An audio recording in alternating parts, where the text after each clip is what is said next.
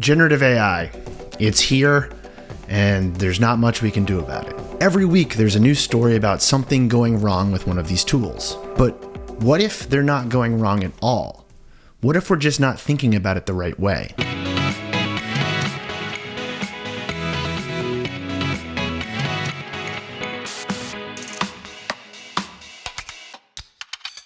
Right now in America, there's really only one piece of AI legislation, if you could even call it that.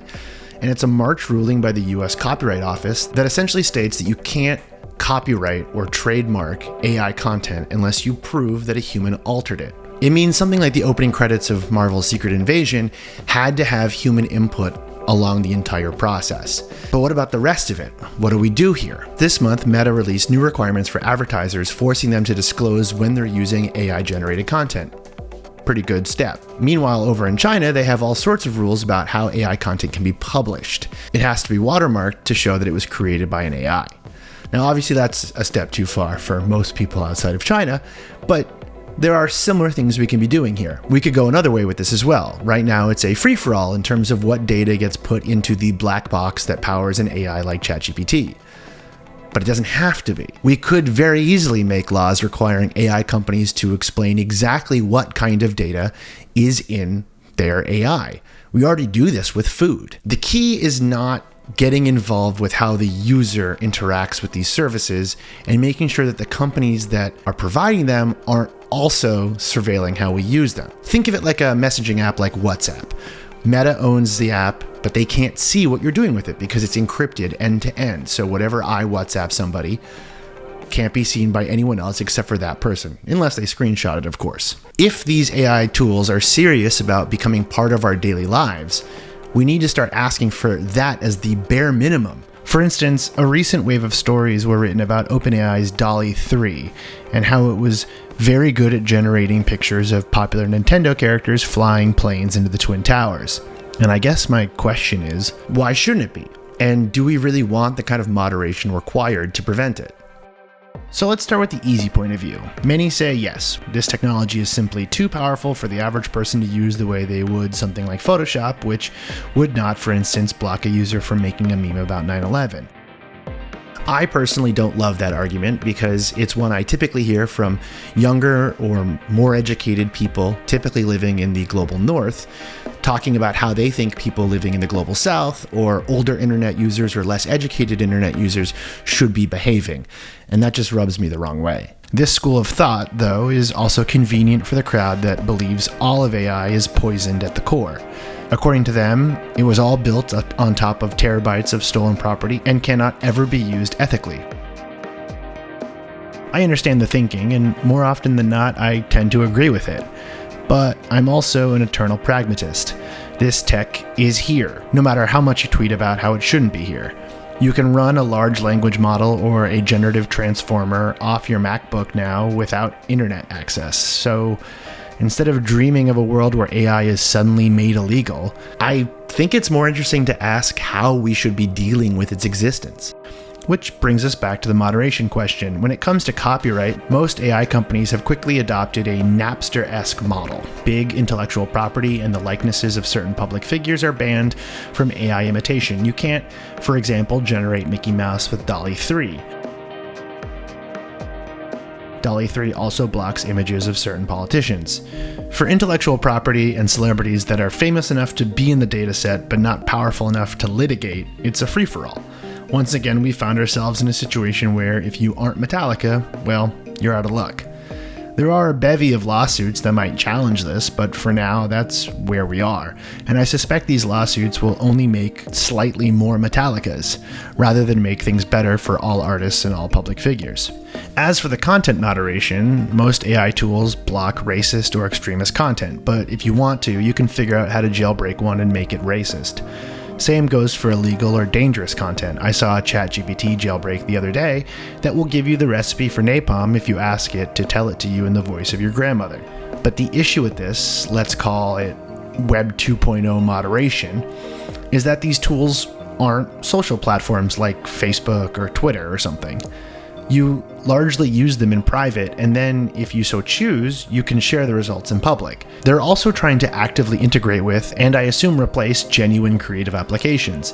Google's Bard is now inside of Google Docs, Copilot is inside of Microsoft Office, and Photoshop has a generative AI fill. And that's where the argument that AI Kirby shouldn't do 9/11 kind of falls apart for me. That's where I say no, there should be as little moderation as possible, for the simple fact that there is no moderation without surveillance, because moderation is surveillance. You might rankle at that idea, but I don't think it's that much different than when Apple scrapped their plans to scan our phones looking for child sexual abuse material on our camera rolls, because the company thankfully realized how dangerous a precedent that sets. So at this point, you're probably asking, okay, what are we supposed to do?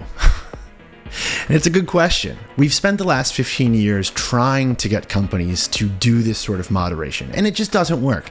They don't care. They really don't care. There's no business incentive for them to care.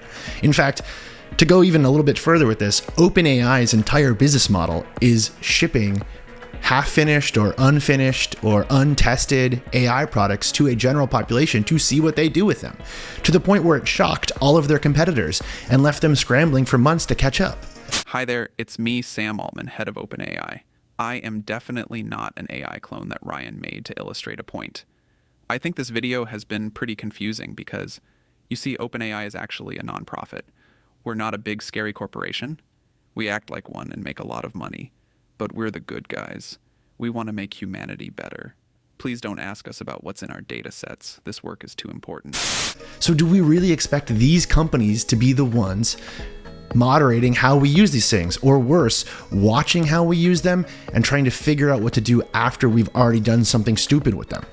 And yes, there is an endless parade of AI guys on TV right now saying that AI will cause the fall of Western civilization unless we trust them with the keys to this extremely powerful technology. And we should study these things and kind of prepare people for what's coming and take steps maybe to keep it from being too horrible and bad. For example, You believe these systems have experiences of their own and can make decisions based on those experiences. In the same sense as people do, yes. And it's so huge that an ordinary human being probably can't imagine quite how huge it is. It's billions and trillions of bits of text.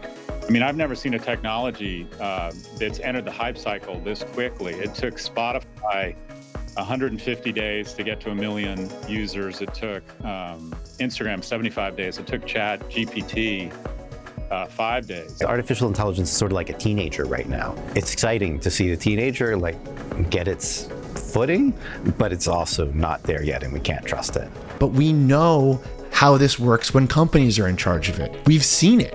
It's already happened. We've already done it. But it's clear now that we didn't do enough to prevent these tools from being used for harm as well. And that goes for fake news, for foreign interference in elections and hate speech, as well as developers and data privacy. We didn't take a broad enough view of our responsibility, and that was a big mistake. And it was my mistake, and I'm sorry. So isn't this a perfect opportunity to try a completely different way? So let me dream up a perfect scenario here. In a perfect world, one that doesn't exist and will never exist, to launch an AI tool on an app store or to launch an AI business, a company should have to take their AI black box of data to some kind of regulatory institution and make sure all of it has been accessed ethically. That's the first thing. That's like the bare minimum for me. And then they should have to prove that they're not surveilling their users and they're not peering into how we're using this technology, because we're already using chatbots as therapists, as girlfriends, as boyfriends, as confidants. People are putting really, really sensitive stuff into them. And actually recently, there was a minor leak of this data where ChatGPT users could see the titles of other ChatGPT users' questions. Think about how much worse it could be. And then if an AI company has cleared those two things, if they have shown that their data was sourced ethically, and they have shown that they're not surveilling their users and that they're encrypting how these things are being interfaced with, then the next question is, how do we deal with the AI-generated content that comes out of them? The problem is when it starts to mess with the way information travels on a larger level. Are there politicians using AI-generated content? Well, we got to figure out what to do with that. Are there advertisers using AI-generated content? Well, we've got to figure out if that's even legal. I mean, in my opinion, that's just false advertising. But those aren't the decisions of a company like OpenAI. Those are decisions that should be made by some kind of institution that we have some sort of say in. And I don't want to be corny here, but we live in a democracy, and that's kind of the only thing we've got. I don't think we need to start an FCC-style broadcasting license for AI, but I do think we should have actual rules and regulations for how these things work, and more importantly, clear definitions of how they're allowed to travel once they leave the chatbot. Yes, Ryan, I completely agree. And I think we're the perfect company. I mean nonprofit, sorry. We're the perfect nonprofit to figure all of this out. Please continue taking everything we say at face value. I hope you enjoyed the video. If you want to see more, like and subscribe. Check out my newsletter, Garbage Day. And yeah, I gotta go. My camera's dying, and I haven't figured out how to replace myself with an AI just yet. So see you next time. Bye-bye.